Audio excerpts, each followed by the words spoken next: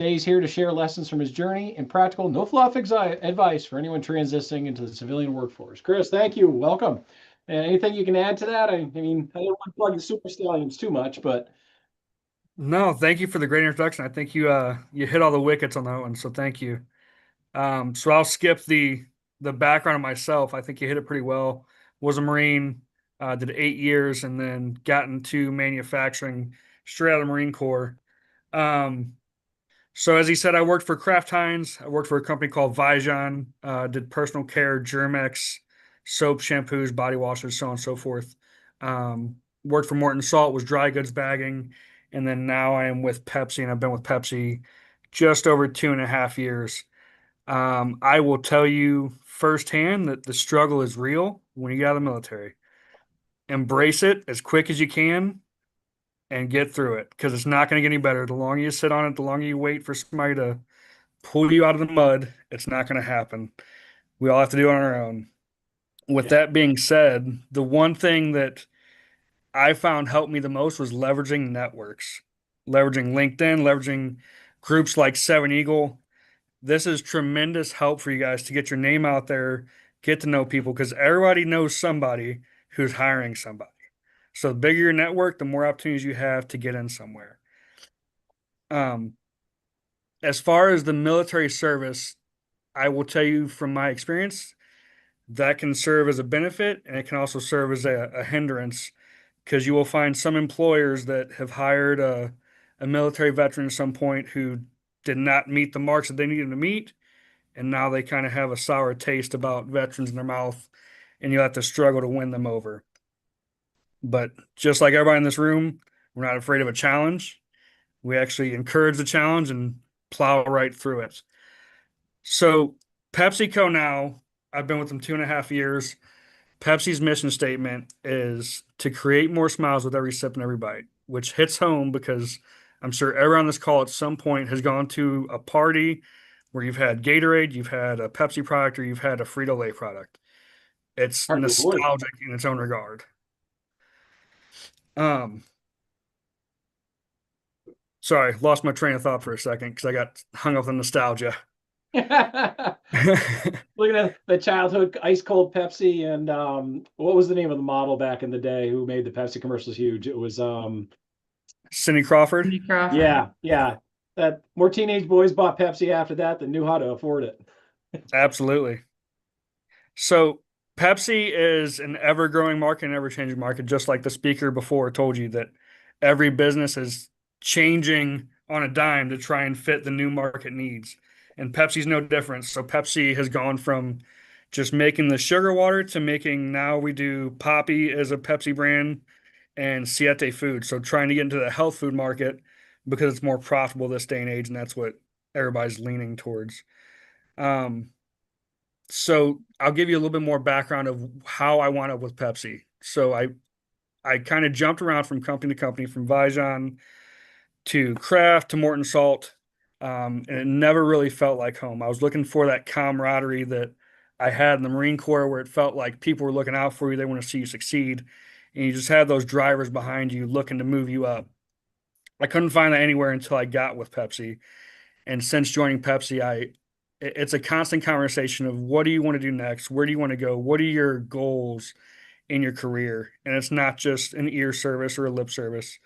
They actually hear you and help you achieve what you want. Like I said, I started in manufacturing as a mechanic, and now I'm an automation leader in warehouses, which is a huge jump from where I would have been. So I will say Pepsi is a very pro-veteran employer, and they value the skill set that you all have. With that being said, lean on that skill set. That people leading mentality that you guys all have is you can name your price and go anywhere with that people leading. It's so hard to find people leaders nowadays. Everybody wants to sit in an office, go over data, and speak to a spreadsheet. But leading your team's success is what's going to drive your success. It's not what you can achieve, it's what everybody underneath you can achieve. So keep that in mind when you're pitching yourself to these different companies and looking at different roles.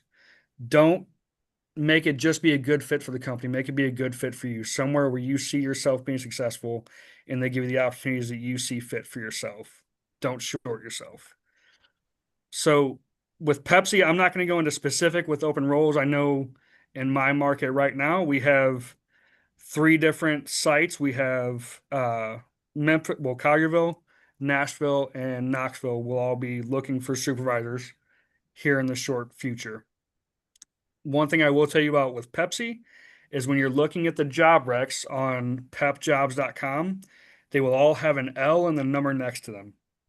So when you see that, the L and the six, that's an entry level supervisor. Every one of you on this call could move into one of those roles and lead a team. That's basically what it is.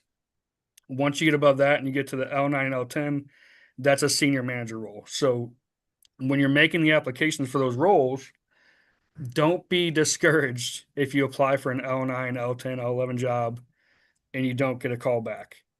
It's all part of the game. I can tell you I've applied for 30 jobs that I never got, but you have to keep on pushing through. Um, so I When you think first that's, I'm sorry, go ahead. when you first were getting out of service, you said you were looking for aerospace roles. What changed your mind to go into manufacturing? So it was the long grind. So I got out and I worked on the civilian side for a couple years, and everybody above me for any kind of promotion I wanted to look for was all just kind of, I consider a blocker. They were not going to move out of positions. There was no growth there for me. And I was very eager to get into a field where I could excel and really help train the younger group underneath me to help be successful as well. So didn't really present that opportunity getting into aviation. So that's why I decided to make the shift into manufacturing. Yeah, I mean, there's a lot, it's probably a lot easier to find the manufacturing stuff on the outside too, right? Absolutely. There's manufacturing everywhere. I can tell you just Florida alone, there's 4 Pepsi plants in Florida. There's a Gatorade plant in Florida, and there's 2 Frito-Lay plants in Florida. So every state you have, there's tons of manufacturing opportunities, and they're always looking for talent. So like for somebody coming right out of the service who's, I don't know what I want to do to grow when I grow up, maybe they're a mortarman or maybe they're an avionics troop or something. Where do you think a good place to look at is to start off with?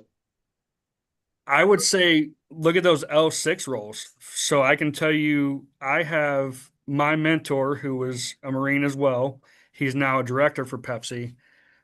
He was a mortarman, and Huh. he, similar to me, got out of the service, went to a warehouse, started working as a supervisor in a warehouse, and now is a director over 2 different states of warehouses. So there's a ton of growth there, and that's why I keep alluding to the leaning on your people leading skills because it's such a rare find nowadays to find people that want to lead people.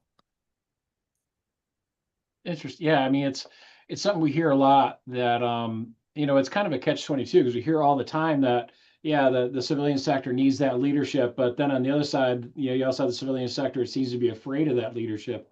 What obstacles have you seen with that? So it was an obstacle for me when I first got into being a supervisor. And I will say it, I think it's a valid concern because you get individuals like myself who come out of the Marine Corps. I was a sergeant, and I expect that when I tell somebody to do something, it's just going to happen just because I said to do it.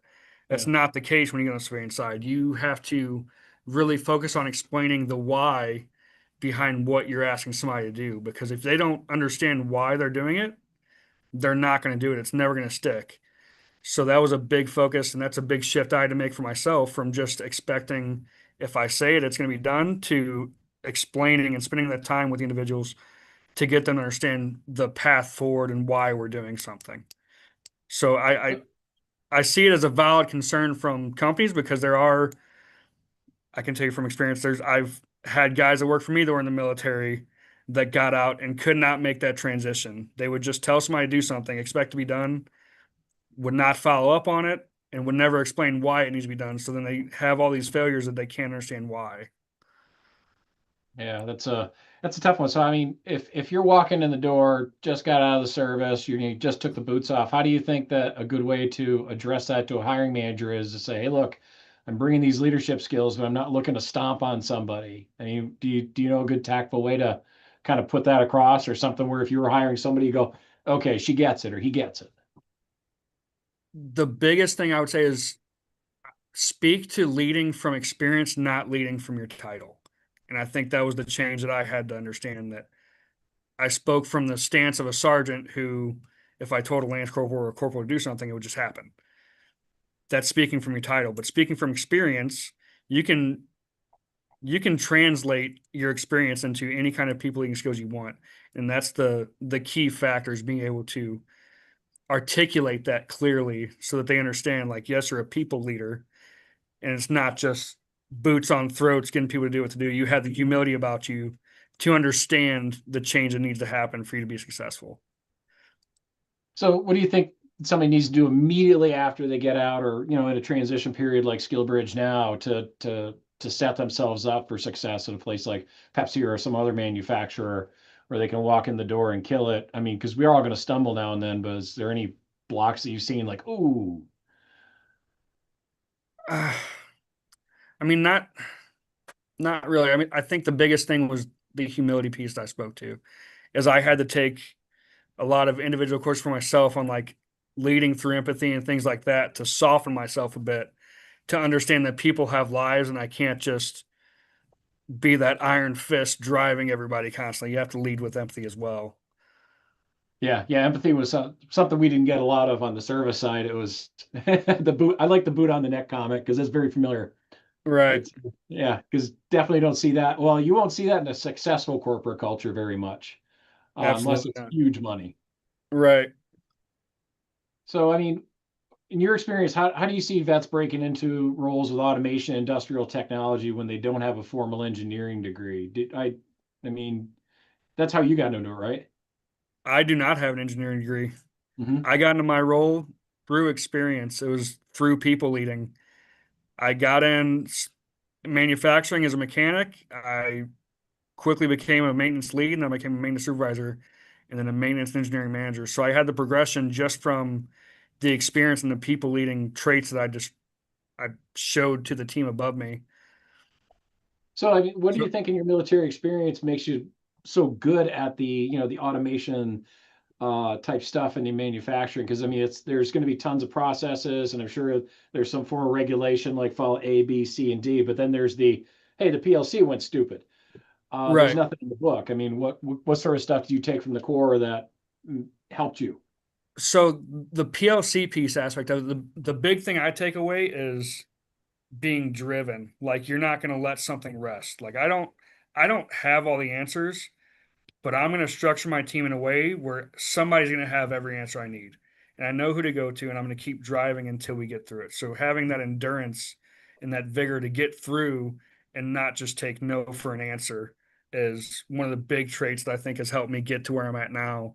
Because there's a lot of things where I've spent 20-hour days working on a manufacturing line trying to figure out what's wrong with something, but not letting it die. The leadership above me, seeing that, knew that I had the opportunities and the potential to go to higher places.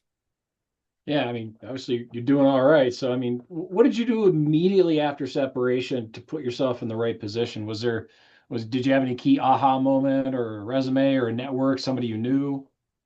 So I leaned on recruiters, honestly. Recruiters on LinkedIn was a big one. I just started firing my resume out to anybody that would hear my voice. I'd send them resumes, have conversations.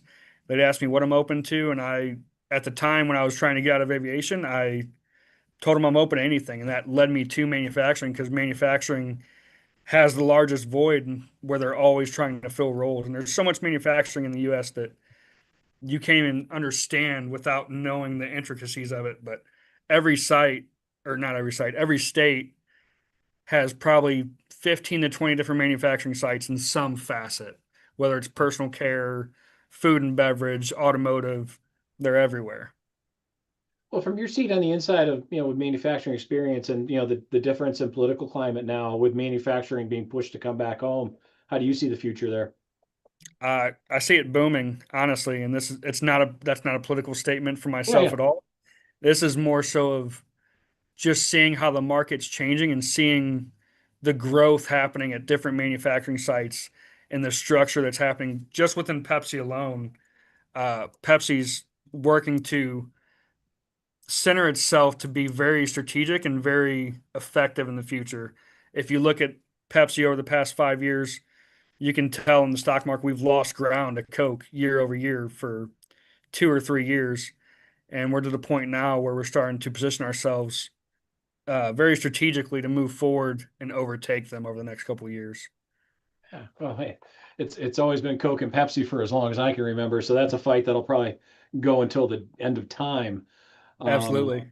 it's just the nature of business. So, um, do you see any manufacturing opportunities coming up the next couple of years where, ooh, I didn't think about this particular industry, but you see them making a huge comeback where folks like this could take advantage of that and or start focusing on those markets to get themselves ready? Automotive. I see a lot of automotive manufacturing growth coming back. I don't think it's gonna be immediate, but I think over the next 5 to 10 years, there's gonna be a lot of growth there because the market or the value of vehicles is getting so high Oh that they're yeah. losing dollars just based off their income. I apologize, sorry. Um, that they're moving all these jobs back into the US. And that goes from not just vehicles, but that goes to your tires, that goes to your windshields. There's a lot of ancillary items around automotive also moving back into the US. Yeah, that'd be pretty good. I mean, yeah, I know we've seen some big investments coming back this way, and automotive manufacturers all union. Those are or not mostly union. There's a couple outliers like Tesla. Right. Um, but yeah, those would be pretty good paying jobs in the long run. Is there any particular skills that folks here should be like, hey man, learn this so you can put yourself in that position? To be successful in manufacturing, focus on PPE. It's people, process, or equipment. Those three things are going to be your root cause for every issue you have. And there's a Mm. lot of good Lean Six Sigma, Kaizen, different courses you can take to learn about that. But if you can control your people, process, and equipment, you can be extremely successful in the manufacturing field. So for like folks that feel kind of like maybe underqualified for roles, I mean, what would you say to them as they look at this You're career not. field? Yeah. There's no such thing as being underqualified. I've filled a engineering manager role, and I have no engineering degree. Yeah, I Pratt and Whitney, that drove me nuts because I would see, I remember I had one guy who was doing the job for 20 years, but he didn't have the degree. So I had to hire a guy with 5 years experience and it drove me Right. nuts. Do you see that changing or getting a little bit looser and from your seat? I do see it changing because you see a lot of companies start to value experience over the titles. A lot of companies, well, I won't say companies, I don't speak for a whole company, but Mhm. individuals I've spoken with that are above me look at a degree as that it's time management, basically, is what that is. They'd rather see the experience in the field. Yeah, I agree because that's always driven me nuts. Is that like my example killed me because it was a perfect person for the job, but I couldn't give it to him. So talk to me about your mentor. You mentioned you have one there. How did that help? Any sage advice that was given to you that you'd pass on that he gave you? Yeah, stay humble is the big thing he told me because as you move up the ladder, you keep wanting to go back to leading by your title because you achieve a new rank, a new rank, a new rank.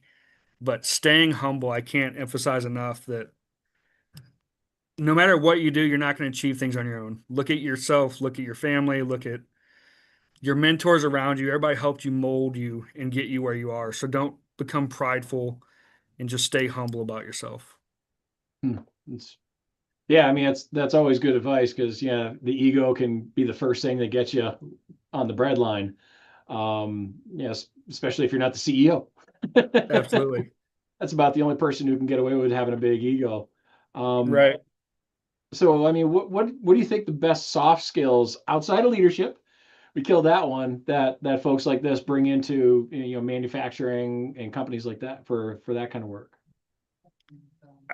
For soft skills, I'd say speaking tactfully, knowing your audience when you're guiding somebody, knowing how to convey the message in a way they can receive it and get the result that you want. You can't just have one monotone message that's going to hit everybody in the right spot because it's not going to. You have to convey your message, and you'll probably have to say it 5 different times to 5 different people. But that's one that you have to have the endurance, like I was talking about before, to keep driving those messages home until they sink in. You have to drag your team across the finish line. Yeah. So what's your take on a stepping stone job? Like, did you look at your first job out of the core as a, hey, I'm here just to pick up some skills and then bang, get me to that next step ASAP? Yeah, I look at pretty much every role I've been in. I look at about a 2 year window that I want to sit there and then move on to something new. And that's very common in manufacturing that if you're getting to that management level or a supervisor that has a lot of talent, they want you in that role for 2 years and they want to see what else you can do. They're going to maybe move you laterally or maybe move you up. But two roles is kind of that finite timeline for a supervisor or a manager in manufacturing. So is that within the company, or you're saying like, hey, do like you did, bolt to the next company till the That big boy was comes along? Yeah, that was my deal for ever, and that's why I thought I was going to keep doing the rest of my life until I found Pepsi. And like I said, Pepsi's the first company I've worked for that feels like they value my career as much as I do and want to see me be successful and constantly have the conversations about where do you want to go next and what do you want to achieve, what's your end goal. So we're always sitting down talking about your 5 year plan, your 10 year plan, like where do you want to wind up overall, even from a locale standpoint. Like, do you want to go back to Florida? Do you want to go to California? Where does the family want to be comfortable at? So it's very intricate, and it made it feel like I was back in the military again because it was just developed that camaraderie where I have people around me that want to see me successful. Huh. So like, what's something that's completely, totally non-traditional that helped you grow your career? Just out of the blue, like, man, I never thought that was going to help me do so well. Hmm. Is every now and then one of those nuggets pops up, you're like, oh man, I'm really good at that. I never realized Right. how helpful that was, you know? Well, I think that was a- around the people eating, but I think I've drained that slide a little bit. Um, but really, that's what it was. Is like I didn't realize until I got out that I liked leading people. Like I thought I was in the Marine Corps, and I was just telling people what to do. Um, but once I got out, I realized I enjoy seeing people grow underneath me and knowing that like, hey, I'm a manager and now I have just the last role I left, I had two supervisors that I had trained over a 2 year span, excuse me, and they both moved Mhm. on to roles with FPL that brought them $60,000 raises apiece. So seeing things like that like inspire me, like it fulfills me to see people like that achieve their goals. That's awesome. Dave, go ahead, sir. Hey, Chris. Yeah, I love the conversation you guys are having. And it's all something that we're all like we can all relate to, right? Checking ego at the door, being humble, and then the one thing you just said was like you thought in the military you were just basically telling people what to do, but reality is those small things in between telling people what to do, you were leading them, right? You were maybe having conversations about their wife, their kids, just helping them go into their house, helping them. So it's kind of a it makes me feel better about walking into like another organization and going, they're probably still seeking that, but you're still gonna have to do your job, right? But it's Right. part of the thing. It's what you know, right? You're an NCO. You're supposed to be do the job, get other people to do their job, but take care of them at the end of the day. That's kind of the thing. My thing was, Absolutely. what is it like working for Pepsi, big organization, makes a ton of money. You know, you got Coca-Cola as a competitor, but what kind of perks keep you there? Like you said, hey, they're talking about moving up and kind of what's your 5 year plan, but what are some additional things outside of like they look like they're looking out for you, like your future? But what are some Right. perks working for like Pepsi, a company like that? I can tell you the medical and dental benefits are fantastic, very comparable to what I had when I worked civil service after I got out of the Marine Corps. Vacation packages very well, and it progresses over time. So the longer you work with them, the more time you get. Um, and then locale, I think, is another big one for me with Pepsi. Like they're everywhere. So you could say, hey, I want to go work on the West Coast and I'm living in Florida, but I want to work on the West Coast. Whoever's above you is going to work with that plant director, whoever out there, for a role to come open and put you in a spot where you can be successful and go into one of those roles. And that could be a lateral role, it could be a promotion. So that's one thing that I think I like the most is locale because I get kind of stir crazy staying in one spot. So I like the fact that I can bounce around and go to different places, still while performing the same role. Um, but And just you get a don't different view on things. and you don't lose anything with a company. You're still with the same company. It's almost like being in the military. You're still going to TCS. gain the Exactly. benefits and all that, and you're just, hey, I just want to try something else, go somewhere else. Does a Right. lot of it? Do you think a lot of that with Pepsi is like they almost encourage that so they could be like, hey, if you want to move up, you might have to move, or is it just kind of on you to go, hey, I'm looking for the next step, even if I have to move, it doesn't matter. So Pepsi will help you either way. So if you want to move up, but you don't want to move, they'll work with you and figure out what you can find in your local area. But if you're willing to move, I can tell you that it will skyrocket you a lot quicker if you're willing to make those moves, which I think is a trait that everybody on this call probably has: pack up and leave, pack up and go every year, every 2 years, so on and so forth. And that's a trait that's kind of stuck with me as I get in the role, do it for a couple years, and I look at what's next. And companies like Pepsi do value that because it's easier to go with the choice that they know rather than go with somebody from outside the company. So if they know they have a good people leader in Collierville, Tennessee, and they need to fill a role in Atlanta, Georgia, hey, we have a guy that's ready to move and we know can do the role. We can move him down there instead of taking our chances with the outside market. Man, that's awesome. No, that's good to hear. Yeah, a lot of the stuff what you're saying, it's super relatable to what we're kind of going through or what is about to meet us at the door, whether we like it or not, because Right. reality will set in. So, no, I appreciate that, Chris. You're very Hey, welcome. you mentioned FPL earlier. Can you talk to us about that, just so there's some familiarity about that? Yeah, so FPL is Florida Power and Light. And so what I was Mhm. referring to is I had two supervisors.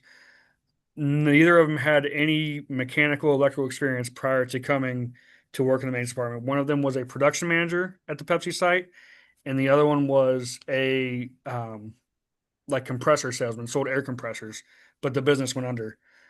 So I hired both them in and then really focused on training them around like leading their teams and then auditing the work, like auditing the preventative maintenance plan, looking at the autonomous maintenance and center lines and so on and so forth of how to just kind of conduct yourself in a supervisor role.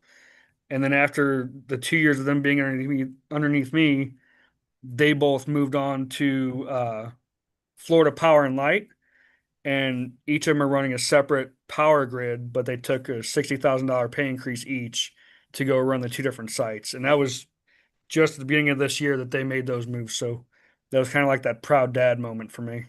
Oh, those poor guys having to suck down that extra cash, work for the Yeah, it's state. terrible. I, my heart bleeds for them. Right. So I'd asked you about PLCs earlier and stuff, but I mean, have you ever used personal projects or hobbies to advance your professional goals? You ever mess around with that stuff at home just to see what you can make happen? No, and I can tell you before the Marine Corps, I had zero mechanical aptitude, zero electrical aptitude. I didn't want anything to do with mechanics or anything like that. But working on helicopters kind of gave me that technical background, that aptitude that I could learn things that I didn't realize I could learn. And I think that's helped me a lot in my progression as well. That no matter what field of manufacturing I've gone into, I've been able to adapt and learn very quickly the new processes, the new equipment, and how it all plays into the order of operations to make a can of soda or make a bag of salt. Yeah, I gotta imagine like doing that kind of stuff, things change real fast. I mean, how do you keep up with that? It's as soon as you get one thing set up, somebody comes out with the new G Whiz, and how do you determine like, oh, okay, we need to change again, or we need to improve what we have? I mean, do you see a lot of that?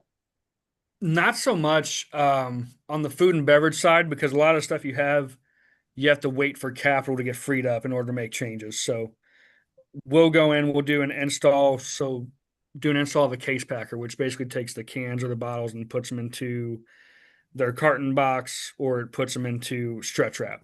Um, Mhm. there's a case packer that we had when I worked at the Florida site that was coming up on so much stuff was obsolete that we couldn't get parts anymore. That was our justification to buy a whole new machine because it made more sense to do a full purchase than it was to run through an obsolescence project and replace all these old Citrix drives and so on and so forth.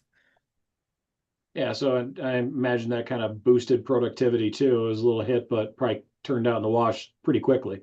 Oh, absolutely. It was 2 weeks of line downtime to do the install, but it was a 25% production increase for us. So fantastic. And it was like I want to say it was a year and a half, or maybe it was, yeah, I think a year and a half or 18 months or 20 months was the ROI on it. Yeah, that's a no-brainer. Right. Um, so what's something like on the blue collar trade work, that we should be taking more seriously? Do you see some stuff, maybe supporting the manufacturing where, hey, you can do that here and do real well? Controls. So I'd say controls is a big one. The PLCs, like you're alluding to, but also fabrication. Like if you can get somebody that can run a mill or a lathe and do it really well, you can be very profitable in the maintenance field of manufacturing for sure. Even if you wanted to go and open up your own maintenance shop and just start making parts for companies like Pepsi, there's a huge market that you could be profitable in just from making small parts for them, whether it be So, a gear, whether it be a pulley, anything. so do you have folks there running a machine shop and, knocking tin and all that kind of stuff to support the equipment? So yes, I the site down there in Florida, I had kind of the old guard and the new guard. I had the younger guys that were all about the controls and all about that side of the house, but then I had the older guys that were the machinists by trade. They were all could run a mill, could run a lathe, and they could make a gear for me. They could make anything I needed out of metal in a pinch. And it helped out a ton. So like that's what I'm saying. If we get more people into that machinist role, you have a very bright future because that old guard is moving on very quickly. So there's a How much, vacuum that needs to be filled. how much do those guys make? Uh, they started out at 41.50 an hour. And where do you think they max out at if you can share? Just so these guys know. I know you can't get too individualized, but They max out in the $50 an hour range, yeah, mid that's not too, 50s. that's not that over 100 a year is not too terrible to run a machine. Right. You and build and create. That's pretty cool stuff. I mean, do you see like, additive manufacturing, like 3D printing and stuff coming into the industry instead of machining it out, printing it? So yes, I don't think it's going to be very widespread, but there are some areas we've used it in even now. Like I would use it to make V-band pulleys, things like that, some of your smaller items. Um, but I don't think there's enough there for it to go large scale yet. That's why I think the machinist side is still going to be profitable for a while, but that could very easily change in the next 10 years. But then you just change your scope and start typing on a computer instead of turning a lathe. Yeah. Well, yeah, the typing on a computer, you can't have any dummy do that. That takes some skill because yeah, that's a mystery to me still. It's cool stuff. Right, Uh, especially seeing there's places that, I saw one place that's 3D printing an entire rocket to go to space. And it's like, holy cow.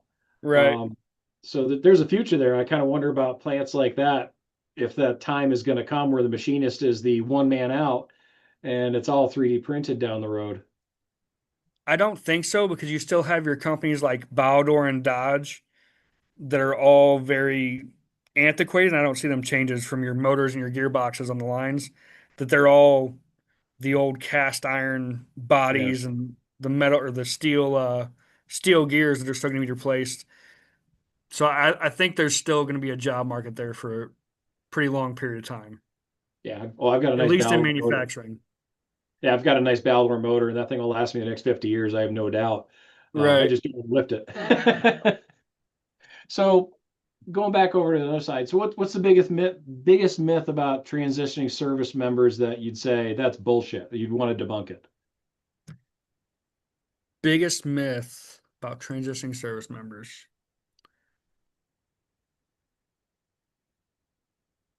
Because you've been out for a little while now, where I'm sure you've heard plenty of people talking around you that didn't realize you were in the Corps.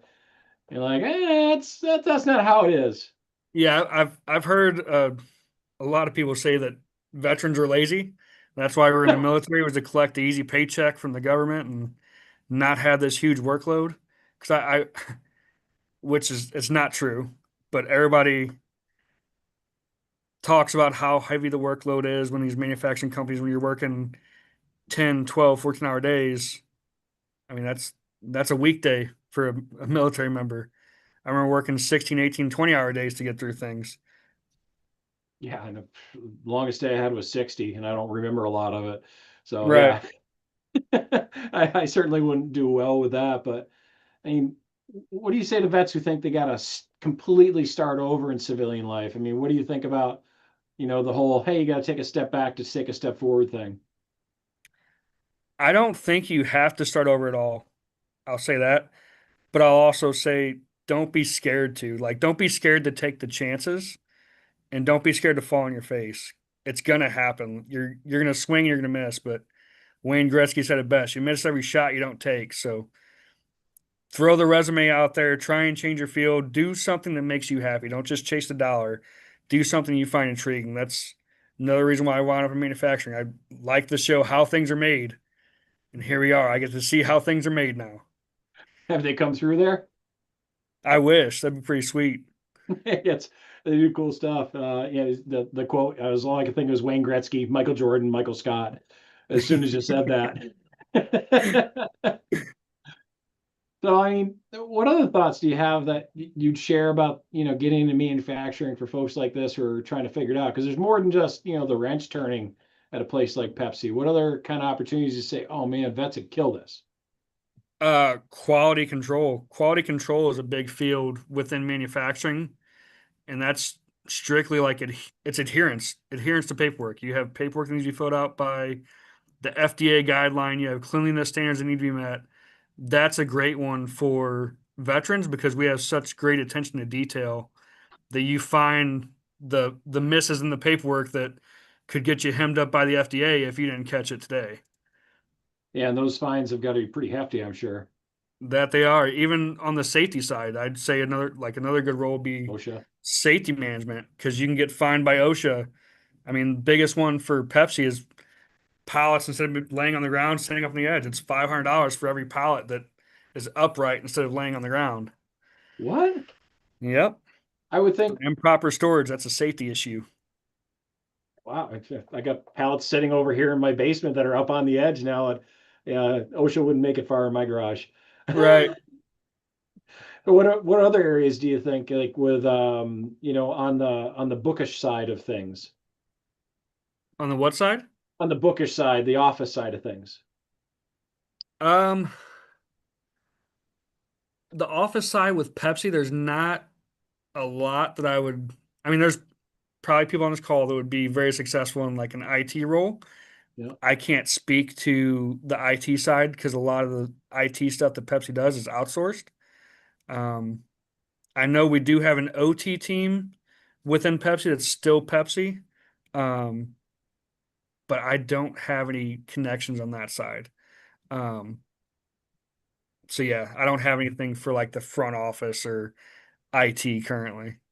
Yeah, no, I was just curious if you interacted and saw something like, oh yeah, that she's killing it in there, that kind of a thing. Right. Um, I mean, I take that back. Now that you bring it up again, there is an IT team that like just runs projects. So they'll do like network refresh and stuff like that. Um, that could be good for any veteran that is okay with traveling and running projects because that's all it is you travel from Pepsi site to Pepsi site and run network refreshes, which is putting new access points in, refreshing IDFs, IDCs, um, just upgrading the infrastructure essentially. TDY IT guys. Right. Yeah, I'm sure the per diem and pay doesn't suck for that either. Oh no, they get paid very well. Yeah, that's awesome. Hey, if anybody's got any questions, we're kind of running up towards the clock here, so fire them up if you have any. But what do you think, in your opinion, is one thing that every vet should start working on today to help their transition outside of LinkedIn? Because we beat that to death. What are your thoughts there? Interviews. Take interviews. Even if it's a job you don't want, take an interview. Every interview is just sharpening the iron. It'll help you hone in your skills and really get better at just talking to people. Even myself, like I'm doing this, I'm not the greatest talking to people, but I took the opportunity because Mhm. it helps me sharpen my skills and I get a chance to give back to all the veterans of this country. Um, so that's what I would say is take every interview you can, even if it's a role you don't want. Take the interview, have the conversation, um, and just see where it leads you. And I still do that today. I do interviews all year long. I never say I'm not open to work. I take interviews and I'll take it all the way to an offer from a company, even if I'm not intending to go, just so I know my worth in the current market. Am I getting paid what I think I should get paid, or is there more money out there on the table that I'm just leaving behind? Any of those interviews kind of surprise you where you're like, ooh, that's Yeah, tempting? there's been a couple with some large breweries that have made me want to make a change, but I've stuck with Pepsi. Brewery seems like a better deal than sugar water. Absolutely. I'd be a lot happier on that. But so my last one. So, how do you think we can support each other better during our career pivots? Is there something, kind of the battle buddy thing or something we can do for each other to help as we're getting out there? Yeah, I'd lean on each other. I mean, I would say wholeheartedly that the network of veterans you guys have right here is larger than the network of veterans I had coming out. And that's why I said don't be scared to fall on your face, because I fell on my face multiple times, but lean on the people around you, lean on the networks like Seven Eagle, and lean on LinkedIn and recruiters, especially recruiters. I feel like that's something nobody ever told me about when I got out of the military. I didn't realize that recruiters, I didn't have to pay for them. The company's going to pay for them. So everybody talks about recruiters. I thought I was going to have to go pay this recruiter to find me a job. No, they get their cut from the company when the company hires you. So utilize them, because they also want to negotiate a higher salary coming in, because that's more money in their pocket. Hmm. Yeah, that adds up because those guys can charge a company a lot of money. I'm sure you've seen it there. Oh yeah. Yeah. So, Chris, thank you very much for coming on. Do you have any closing thoughts that you'd like to share with everybody before you go? Yeah, I just want to say thank you to all you guys for making the decision to serve this country, and congratulations on making it to this point in your career. And I look forward to staying connected with you guys and seeing how you guys progress in the future. That's fantastic. So, Chris Dunn, thank you very much from PepsiCo. I wish you all the best. And hey, maybe one of those breweries will tempt you well enough down the road, and we'll be talking to you in a cooler position. Oh, there's definitely a chance. Now I'm curious.